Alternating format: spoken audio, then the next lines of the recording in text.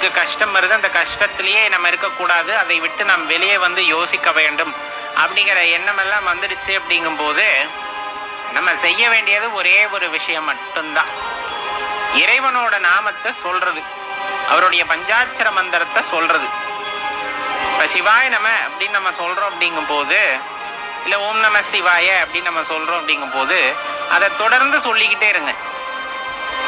அதை தொடர்ந்து சொல்லிக்கிட்டே இருங்க. இது இத்தனை தடக்க சொல்லணும், அத்தனை தடக்க சொல்லணும் அப்படிங்கிறதெல்லாம் கிடையாது. பஞ்சாட்சர மந்திரத்தை நம்ம தொடர்ந்து சொல்லிக்கிட்டே இருக்கும்போது கண்டிப்பா ஒரு கட்டத்துல என்ன ஆகும்னா, இறைவனோட நினைவு மட்டும்தான் இருக்கும் நம்மிடம்.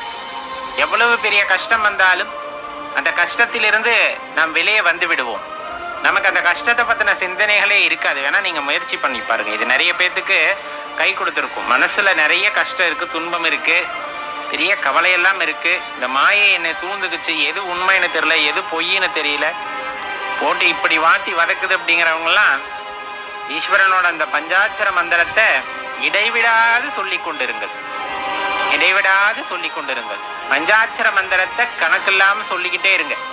அப்போ உங்களுக்கு வர்ற துன்பமும் உங்களிடம் நெருங்காது, அப்படி தெரித்து ஓடிவிடும். அந்த மாயையிலிருந்து நீங்கள் வெளியே விடுபட்டு எது உண்மை என்பதை உங்களால் அறிந்து கொள்ள முடியும். சாதாரண விஷயமா நினைக்கிறீங்களா? கிடையவே கிடையாது. நீங்க முயற்சி பண்ணி பார்த்துட்டு சொல்லுங்க, கண்டிப்பா இது உங்களுக்கு பலன் அளிக்கும்.